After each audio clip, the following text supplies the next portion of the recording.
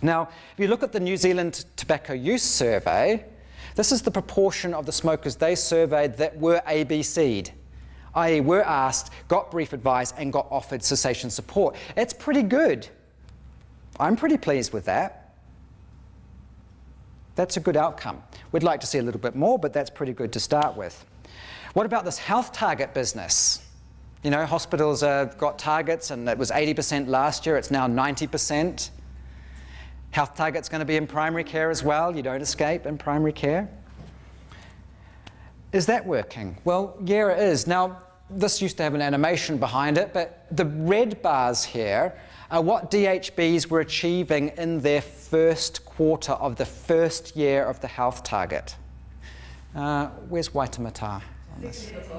Oh, there it is. Okay.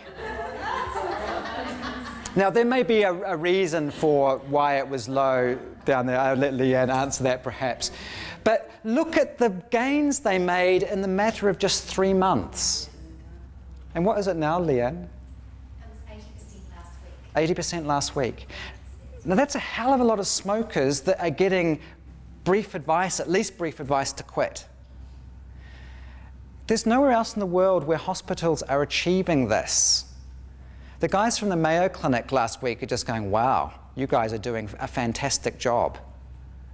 I was on a conference call this morning where the US hospitals are now having to conform to these things and don't know what on earth to do. I said, well, actually, we might be able to help here with what sort of things you need to do to achieve this. So we are doing well. And, you know, and smokers are actually trying to quit. This is tried to quit, serious quit attempt in the last year. So somewhere around about 40% of people. What are the speakers normally?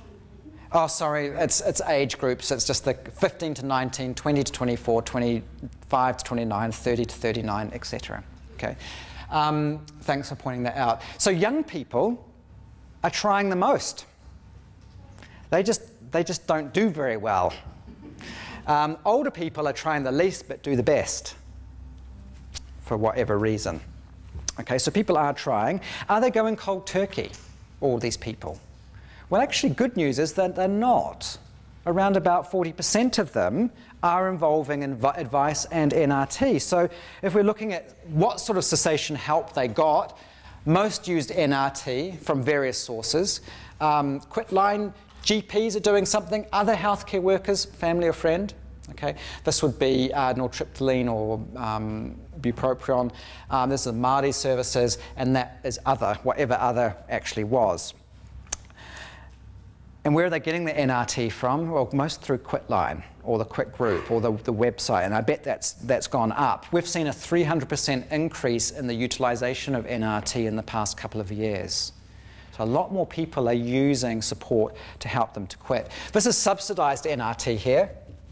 So Quitline, GP, hospital doctor, but people are still buying full-price NRT. That's kind of crazy, especially since you can just go to the Quit Group website and log on and order it. But that sort of goes to show that people still want to try and do it themselves without having to engage with too many people.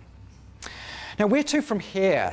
You know, I said that I'd find 3% smoking prevalence. I could live with 3%. How are we going to get there? I think there's a lot of motivation and momentum indeed in New Zealand now to try and get smoking prevalence down, down, down. And perhaps one of the best ways of doing it would be just to stop importing tobacco. Every single year, we just say, sorry, there's 10% less you can import this year. So what is that going to do? Well, over time,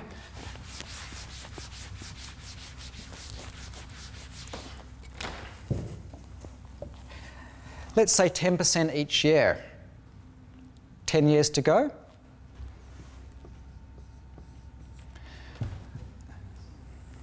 Could be like that. We could be importing no tobacco by 2020. We're not saying you can't grow it yourself. Is grow your own tobacco going to be a big thing? Probably not. It's not very easy to grow. And if you've ever tasted it, it's not very nice, I believe. I've never tried grow your own tobacco. Okay. Now, when you do this, when you reduce the supply, the demand's going to increase. And with increased demand, cost is also going to go up. So cost will go like this. Cost will skyrocket. Now, what will that do? Well, it will probably prompt more people to quit smoking anyway. And one could argue, well, we'll use that money to fund more prevention and more treatment services. But if it wasn't here, people wouldn't smoke it. People wouldn't start using it as much. So we can do that. We're lucky we're an island nation. You know what it's like getting into the airport and you have to put your bags through and you think, oh God, did I put anything in my suitcase that I shouldn't have? So it'll be very easy to find out and stop this sort of illegal import. What else do we do? Well, on a cessation front, I think we need to really focus on the person a little bit more. What best fits them? Maybe offering them a range of options. We do need to prioritise special populations, pregnant women who smoke, Māori, Pacific, mental health service users. Okay, they are our priorities. How do we get to them more? Go to where the people are. We still expect people to come and come to healthcare to us, but do people see stopping smoking as a problem? Is it really a treatment thing? I don't know that they see it that way all the time. Need some innovation. Still need to use effective methods, but can we be a bit innovative? Still need to be safe, obviously, but there are some probably better ways to manage tobacco dependence. Also quality. How good are the quality of stop smoking services that are out there? Well, some of them I don't know. So we do need to, it's not just about improving throughput, it's about improving the quality at the same time. Often quality suffers when your volume goes up. So it's about finding that right balance. And it's not really about evaluation, but just standard monitoring. Novel approaches. Should we be looking at some of the things that the UK have done? Drop-in clinics, at halls and shopping malls and all these things. Should we be using, other people, lay members of the community to signpost at least? Oh, you want to stop smoking? There's a great service down there. Auntie Maud went there and she managed to stop. That sort of thing. Now, my father's doing that. I heard him talking to his friend who gambles and does, is a bit of an alcoholic as well, is saying, oh yeah, I've got this great, because he's going, oh, have a cigarette, Ron, have a smoke. He goes, no, I'm not smoking. It's like, whoa, you're not smoking? Yeah, I've got this great drug. You should go and see your GP. It's really good. People are good advocates when things work. And different routes to quitting. Should we be looking at these things? At the moment, we're mostly focused on abrupt quitting. Set a quit date, that's it, go for it.